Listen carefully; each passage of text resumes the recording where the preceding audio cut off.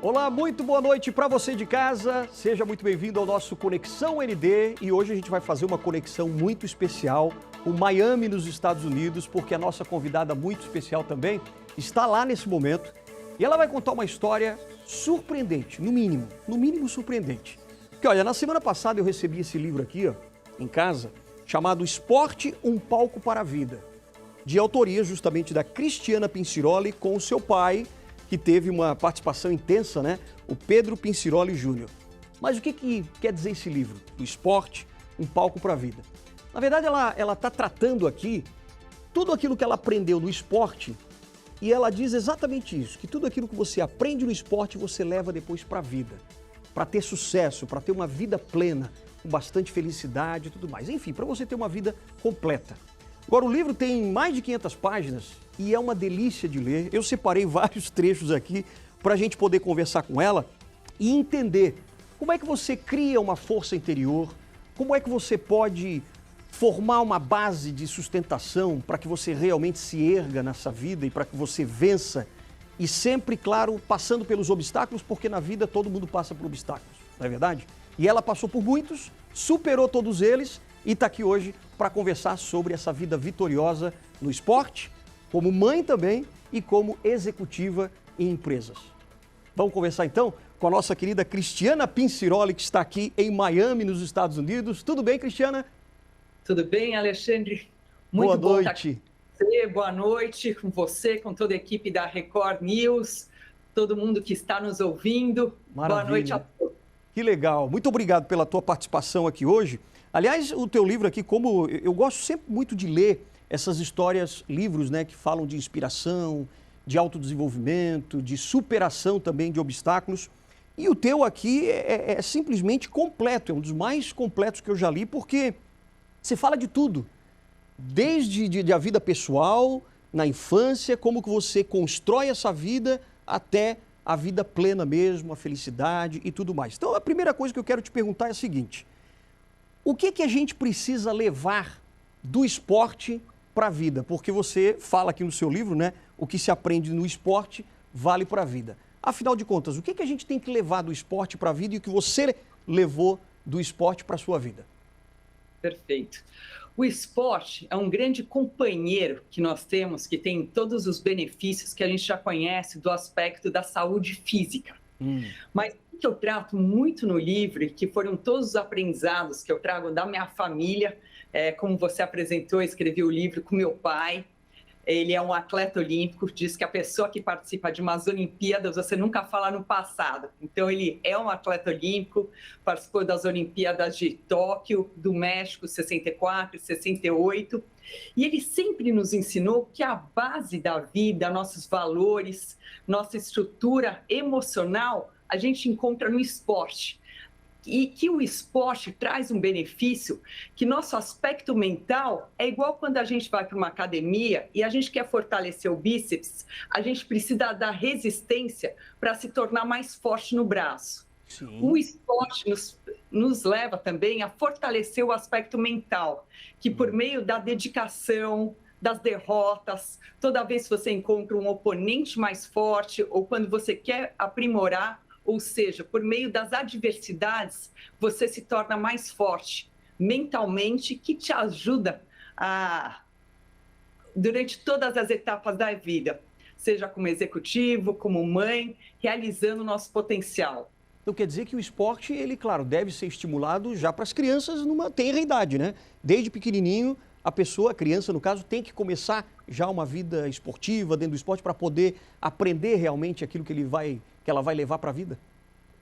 Sem dúvida, Alexandre. Muitas vezes para nós pais, eu sou mãe de 3 filhas. Tenho a Alice, de 20 anos, a Jorge, de 18 e a Olivia, de 10 anos.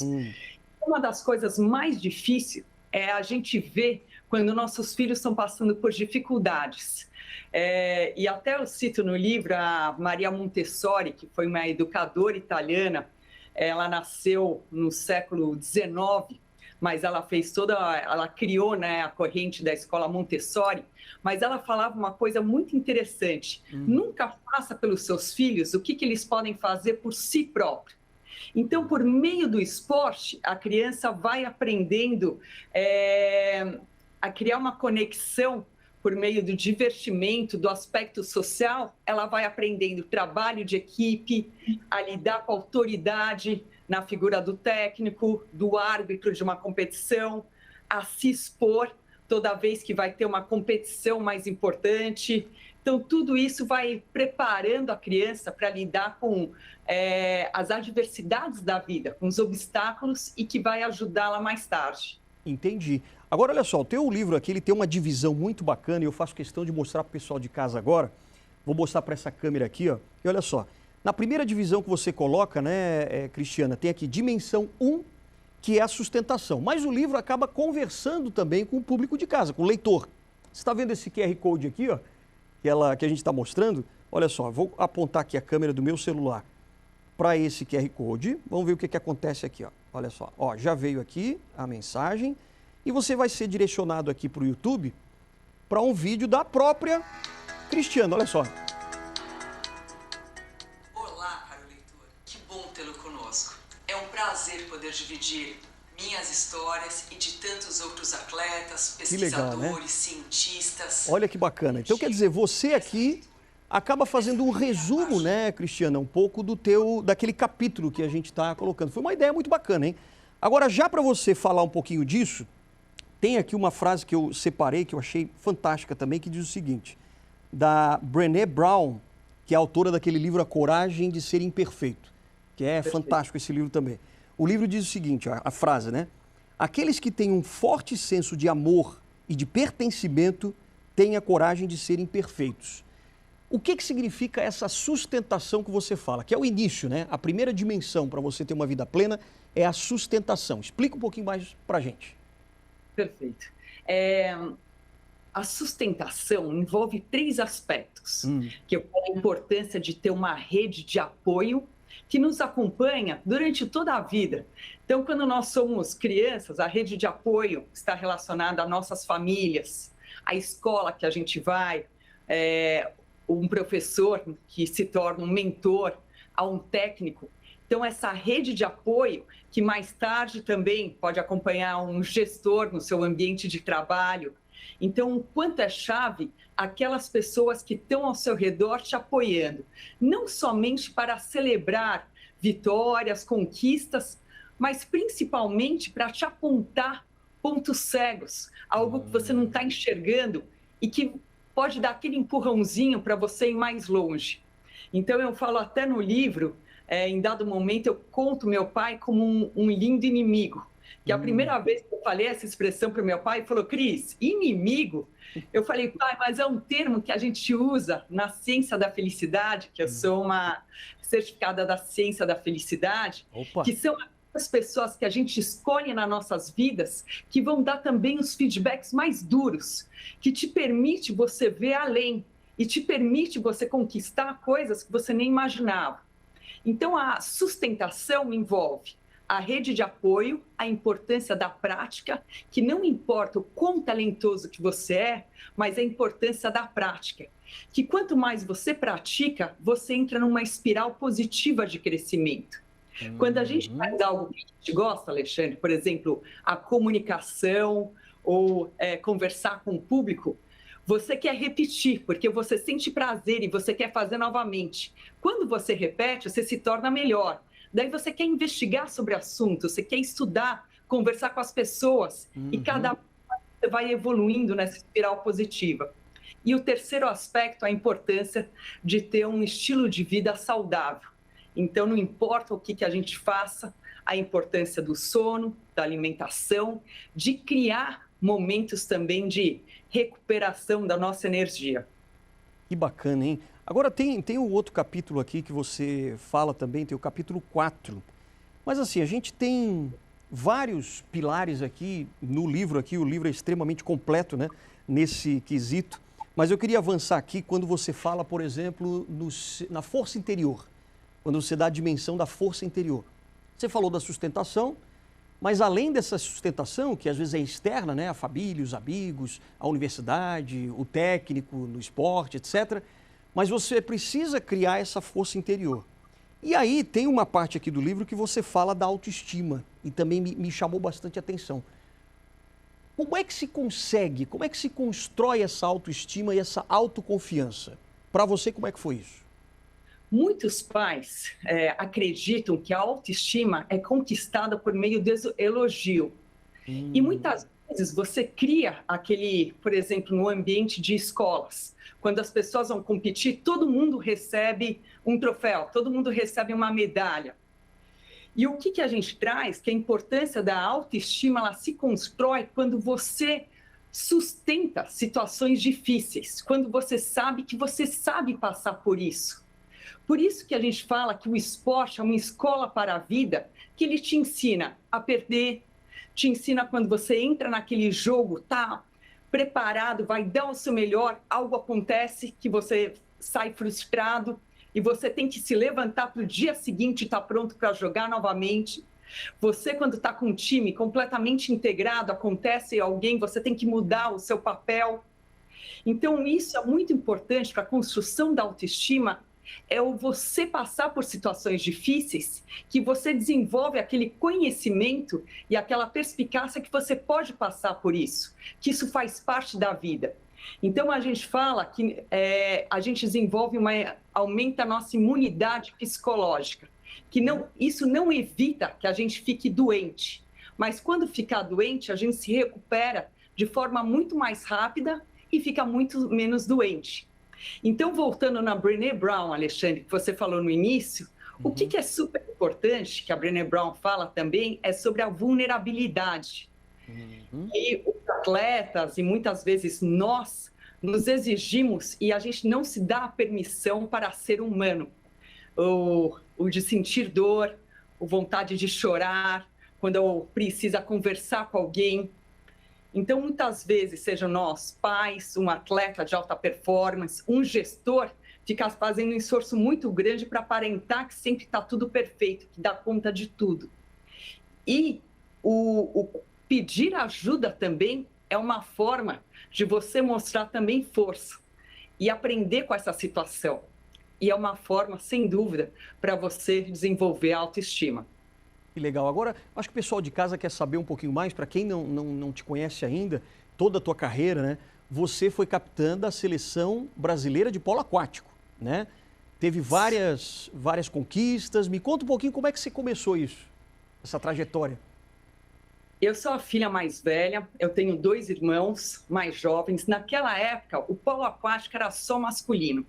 O polo aquático masculino foi o primeiro esporte junto com o futebol, a participar dos Jogos Olímpicos modernos e um esporte coletivo. Então, foi o polo aquático futebol, nas Olimpíadas de 1900 em Paris. O polo aquático feminino demorou 1 século para ser considerado uma modalidade olímpica. E eu fui uma das pioneiras do polo aquático feminino no Brasil. Mas, quando eu era pequena, meu pai nunca me deixou de fora das conversas. Ele sempre compartilhava comigo junto o que representava o esporte na vida dele, o que ajudou ele a ser o melhor executivo. Ele fez toda uma carreira na Folha de São Paulo, foi um dos cofundadores e idealizadores do UOL. Então, a experiência do esporte sempre ajudou isso para ele. Isso foi me inspirando. O esporte sempre veio como inspiração, nunca como imposição. E quando começou o polo aquático feminino, começou em São Paulo e no Flamengo, eu logo comecei a jogar com 15 anos. E com 18 anos participei do meu primeiro mundial de esportes aquáticos, foi na Austrália, me tornei a capitã e fui capitã da seleção brasileira por 13 anos. Um dos campeonatos mundiais, eu fui convidada para jogar na Itália, eu fui a primeira atleta das Américas a ser convidada para um campeonato profissional europeu, porque até então o polo aquático tem toda uma escola, ele vem muito dos países da ex-cortina de ferro. A Hungria, o polo aquático na Hungria é igual o que é o futebol para o Brasil. Olha só. Eles trazerem alguém de fora das Américas a pessoa tinha que provar mesmo que tinha um grande potencial. Eu fui jogar 1 ano na Itália, acabei jogando 4 anos. Foi a primeira vez quando eu estava jogando no Horizonte Catania, na Sicília, que nós ganhamos a Copa dos Campeões. Eu joguei 3 mundiais e após o meu 3º mundial fui considerada entre as 7 melhores do mundo. Puxa, olha só, que bacana. Agora o interessante é que você teve realmente esse apoio muito grande do teu pai, né? Teu pai foi decisivo na tua carreira. Ele foi decisivo porque o meu pai, Alexandre, e minha mãe também, é interessante, porque o meu pai, eu falo que é o técnico mais forte que eu já tive, é o mais exigente na minha vida. Tinha vezes que até acabavam os jogos, meus colegas falavam, nossa, Cris, como é que você sustenta? Porque o jogo não acabava na piscina, saía o dia inteiro falando sobre polo aquático. Até atualmente minhas filhas jogam polo, minha filha mais velha, ela estuda em Stanford, joga polo aquático, que Stanford foi o time campeão aqui nos Estados Unidos, e meu marido que brinca, quando está a crise, o pai dela é o tempo todo sobre polo aquático, sobre o esporte. Mas minha mãe, ela foi diretora do polo aquático feminino, até escrevi um livro sobre ela, que o prêmio mais alto, quem recebeu, não fui eu, ou meu pai, ou meus irmãos também jogaram polo, foi minha mãe, que ela nunca foi atleta, mas ela foi diretora do polo aquático feminino.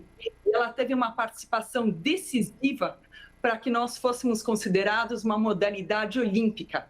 Ela foi uma das articuladoras do mundo para mostrar como o polo aquático feminino já estava pronto para entrar nas Olimpíadas. Isso aconteceu em Sydney 2000. Mas olha só como tudo vai se construindo, né? Quer dizer, o seu pai sempre perto de você, a sua mãe fazendo todo esse backstage, né? E você acabou construindo também muito a tua autoconfiança, a tua autoestima dentro desse relacionamento. Aí tem uma coisa que interessante, que mais ou menos fala sobre isso, que você diz aqui ainda nesse capítulo sobre a autoestima, que ela é formada a partir de fatores internos e externos. O interno é a tua força interior, mas o externo também tem a ver com a aprovação de outras pessoas? Como é que você explicaria isso, esses fatores internos e externos? O fator externo é aquele que muitas vezes, quando você almeja um campeonato muito importante, para mim, por exemplo, eu queria ser uma das melhores atletas do mundo. Eu adorava assistir os jogos e eu me inspirava muito em vários esportes. Por exemplo, uma das pessoas que me inspiraram muito foi Hortência, que na época era capitã da seleção de basquete. A maneira que ela usava a respiração no lance livre. Então, isso eu também comecei a usar. Então, esporte, diferentes modalidades, eu gostei muito. Então, é o quanto você busca aquele reconhecimento, aquele campeonato, o crescimento, a evolução externa.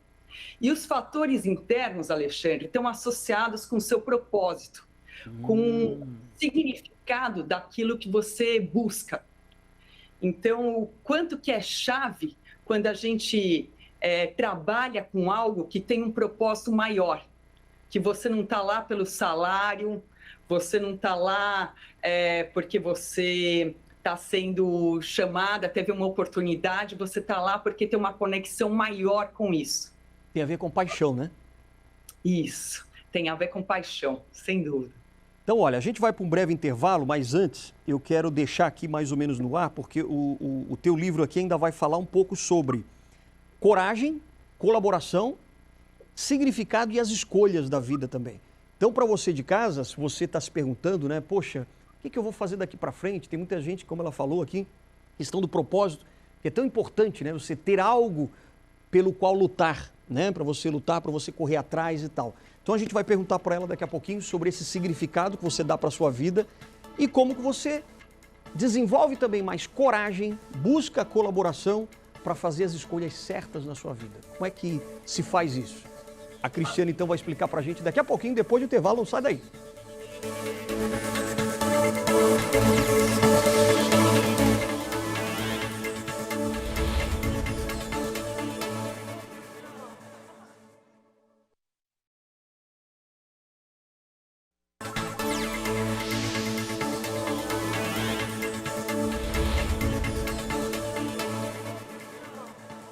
De volta já com a nossa conexão muito especial com Miami, nos Estados Unidos, onde mora e onde a gente está tendo esse bate-papo super bacana com a Cristiana Pensiroli, atleta executiva, atleta de polo aquático, hein? Foi uma das campeãs mundiais também e ela escreveu esse livro aqui junto com o pai dela, Esporte, um palco para a vida. Quer dizer, o que você aprende no esporte, você leva para a vida. E a gente está aprendendo muita coisa com você aqui, né, Cristiana? Aliás, nessa questão ainda que a gente estava falando sobre autoestima, sobre a tua força interior, né, que você desenvolve, tem uma questão muito bacana aqui que você põe no livro, que é sobre os rituais de energização e de recuperação. Tem 4 tipos também de energia, né? O que é isso? Explica pra gente. Por que você fala do nosso reservatório de energia? Perfeito. O reservatório de energia, eu falo que é igual um pit stop numa corrida de carro. Que muitas vezes o piloto, quando está lá na frente, está disputando o primeiro lugar, nenhum gosta de parar no pit stop. Mas se ele não para, ele pode correr o risco de explodir o pneu ou ficar sem gasolina. Então, na nossa vida, tem uma professora de Stanford chamada Kelly McGonigal, que é uma cientista, que ela fez um estudo sobre estresse. E muitas vezes a Organização Mundial de Saúde fala que grande mal desse momento que vivemos é o estresse que causa problemas de coração, problemas de ansiedade, depressão. Mas o estresse faz parte de nossas vidas. O que falta, o que é importante a gente ter são rituais de energização, que após um período de estresse, a gente prezar também por como recarregar o nosso repositório de energia. E o que é isso? São momentos, por exemplo, ao longo do dia, que a gente para respirar. Muita gente faz a meditação. No final do dia, quando você chega, ter um jantar com sua família, um jantar tranquilo. Final de semana, descansar, viajar para algum lugar, andar num parque, contato com a natureza. Minha filha, por exemplo, que está estudando fora e tem uma agenda bem puxada, acadêmica e de esporte também, o que ela encontra, o grande calma para ela interior, é quando ela pinta. Então, a gente se conectar com aquilo que nos permite recarregar energia. Porque eu falo em 4 zonas de performance, que quando a gente está em alta performance, nós estamos no flow, é quando a gente está combinando aquilo que a gente faz bem, a gente tem uma paixão muito grande por fazer. E o desafio combina com o tamanho da nossa competência. Então, até no livro, eu entrevistei os big riders que surfam, surfistas lá de Nazaré. Eles falam que quando eles estão descendo as grandes ondas, eles estão no flow, eles se sentem únicos com as ondas.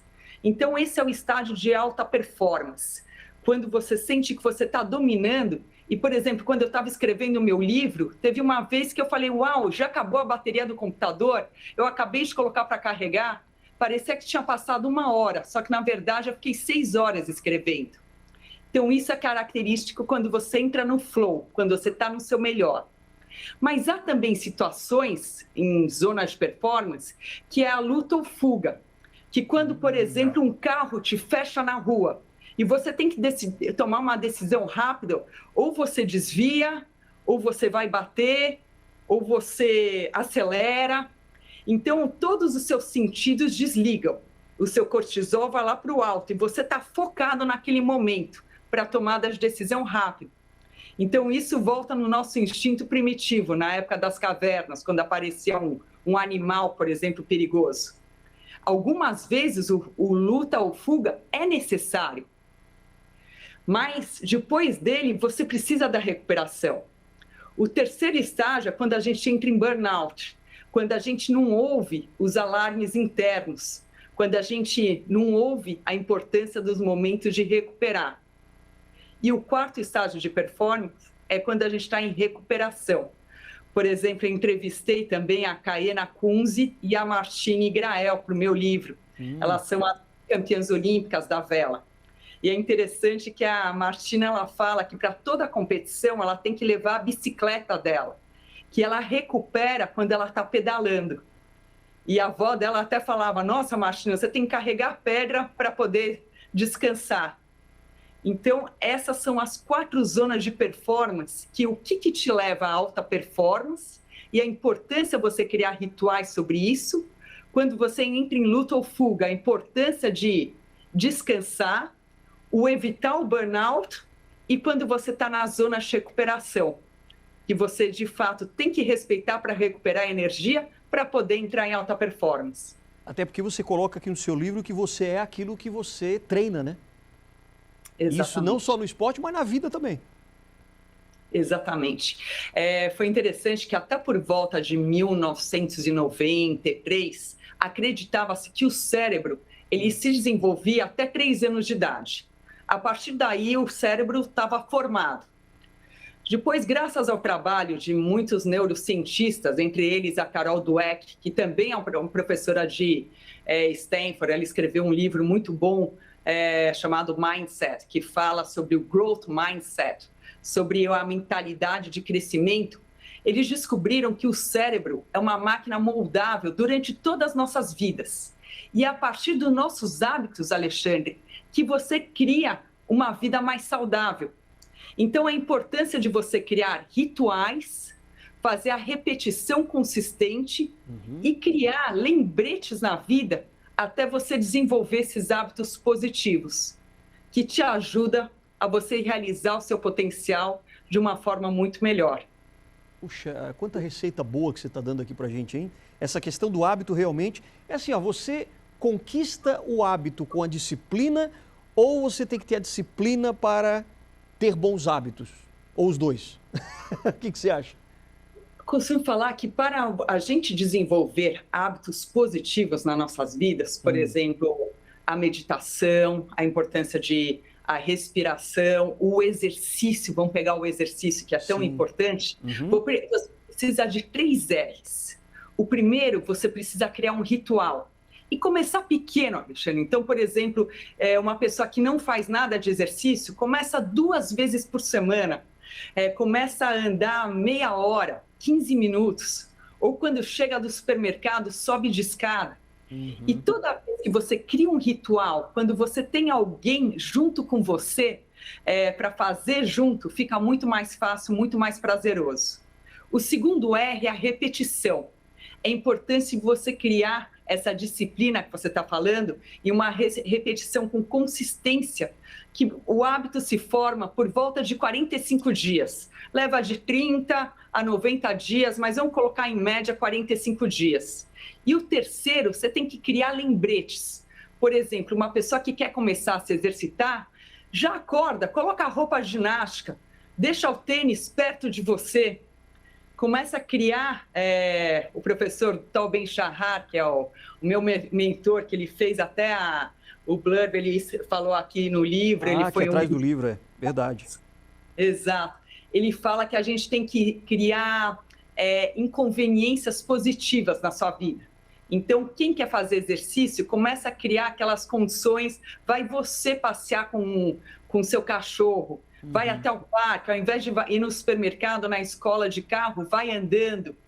Como isso tudo permite, você vai dando passos pequenos, mas graduais, até virar um hábito em sua vida. Que bacana, e um hábito positivo, né? Dentro de toda essa jornada que é o teu livro, que é uma delícia aqui o livro, realmente, não é porque você está aqui, mas realmente o livro é muito completo quando fala desse autodesenvolvimento, né? E nessa escalada do autodesenvolvimento, você fala também muito da coragem, né? E da colaboração de outras pessoas. Em que medida a coragem faz diferença, não só no esporte, mas na tua busca pelo sucesso? Uma das coisas que meu pai sempre falava para mim, quando eu já estava jogando profissional, já há vários anos, ele falava: Cris, pensa que você sempre é a segunda melhor, nunca a primeira. Porque quando você alcança a primeira posição, a pole position, muitas vezes você entra numa zona de conforto e você se acostuma com o status quo.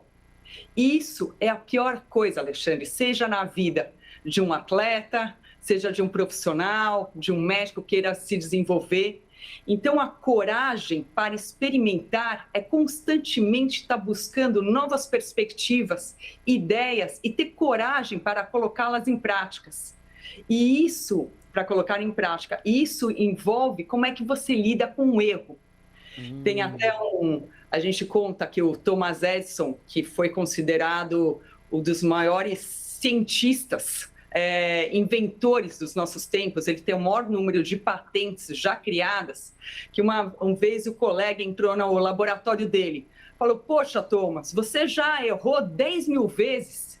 Ele falou, não, eu acabei de descobrir 10 mil vezes que esse experimento não funciona. Então, é como você tem a coragem para experimentar e você usa o erro para você aprender algo novo na sua vida. E daí é importante você refletir o aprendizado sobre isso.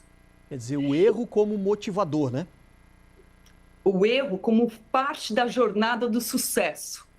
O erro te permite, a coragem para errar, te permite você exercitar, experimentar algo novo e com isso você vai construindo o seu repertório de habilidades e vai ficando cada vez mais forte.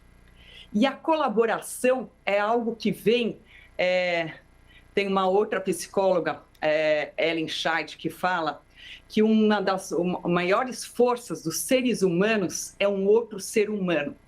Então, quando a gente trabalha em equipe e junto com uma pessoa, como a gente soma forças e o resultado é muito maior. Então, você aí, por exemplo, Alexandre, a sua equipe que você está, você aparece aqui somente na entrevista, mas a equipe que tem está te dando todo o suporte. Então, é escolher todas as pessoas que estão ao seu redor, que te ajuda, seja um atleta de tênis, que parece ser um esporte individual, mas tem toda uma equipe, seja um atleta de polo aquático, ou mais tarde numa empresa, a importância de ter uma equipe sempre diversificada, alinhada com um propósito comum para conseguir um maior resultado. Que coisa, é um círculo virtuoso, né? E aí a gente chega em mais um, deixa eu ver aqui, tá aqui também, olha só. Focamos em evitar possíveis fracassos. Isso é exatamente o oposto do que deveríamos fazer. A gente às vezes evita fazer algumas coisas, quer dizer, a gente não tem coragem, tem medo de avançar, com medo de fracassar, né? E muitas vezes, quando você já está numa posição de destaque, é esperado que, por exemplo, um atleta sempre ganhe, que ele sempre fique no pódio, sempre fique em destaque. E com essa pressão externa, muitas vezes o atleta tem medo de inovar, de experimentar coisas novas. Por exemplo, na natação, uma nova braçada, um jogador de tênis pegar de uma forma diferente a raquete, experimentar uma nova jogada em campo. Mas é isso que te permite estar sempre evoluindo. Eu entrevistei também no meu livro o Marcelinho Huertas, que ele atualmente é o capitão da seleção brasileira de basquete, ele joga na Espanha, em Tenerife, e ele está com quase 39 anos. E é algo que eu perguntei até para ele, eu falei, Marcelinho, como é que faz que tem toda essa jornada, né? Você começou super cedo, com 15 anos, com 20 anos já se destacava e agora pai de 2 filhos. Então ele fala justamente sobre isso, a coragem para experimentar. E ele falou muito sobre a alimentação, que foi algo que fez a grande diferença na performance dele dos últimos tempos. Então, eles têm experimentado cada vez uma dieta baseado em coisas que vêm da natureza, evitando carne, ficando muito mais vegano. Entendi. Então, você experimenta e vê o que dá certo para você. Isso tem a ver com o propósito, né? Aquilo que está realmente dentro de você, aquilo que você se propõe a fazer. Me fala um pouquinho desse último capítulo aqui, que é muito interessante, o poder do propósito. Como é que você descobriu o seu, por exemplo?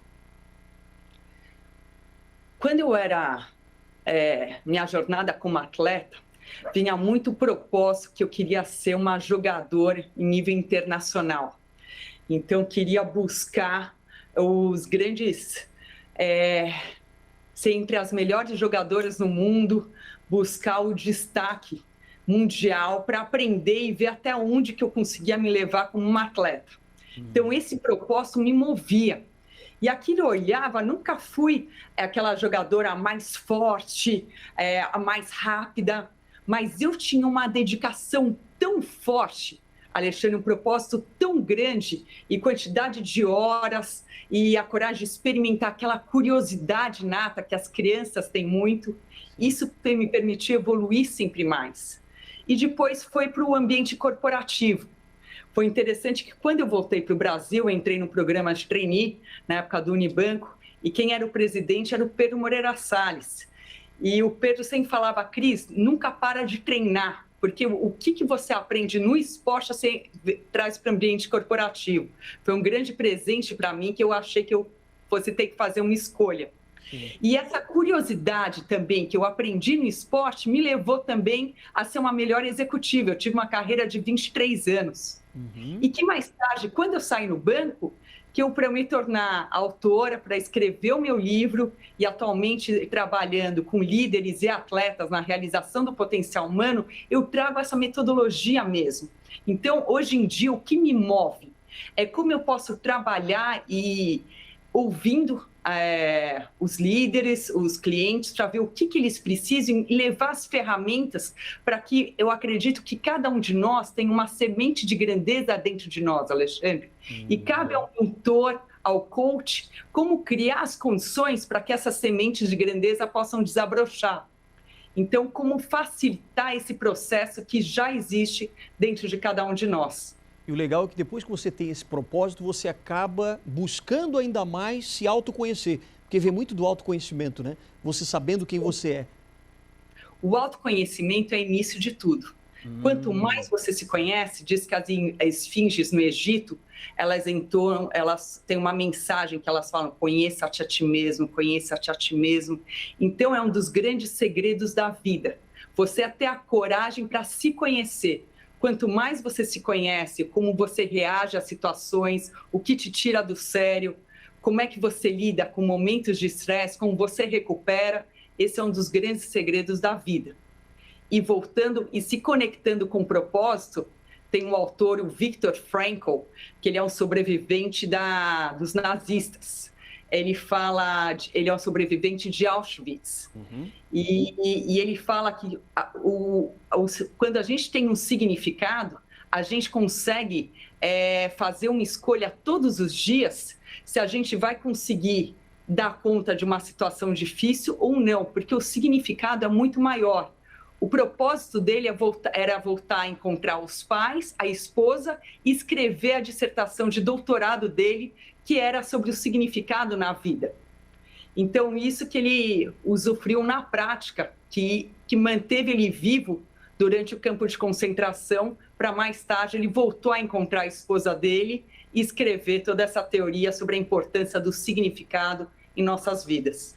Cristiana Pinciroli, tirando aqui todos os seus ensinamentos do esporte e levando tudo aquilo que ela aprendeu para a vida. Cristiana, muitíssimo obrigado pela tua atenção, por compartilhar todo esse teu conhecimento direto aí de Miami, nos Estados Unidos. Obrigado mesmo, uma ótima noite para você, hein?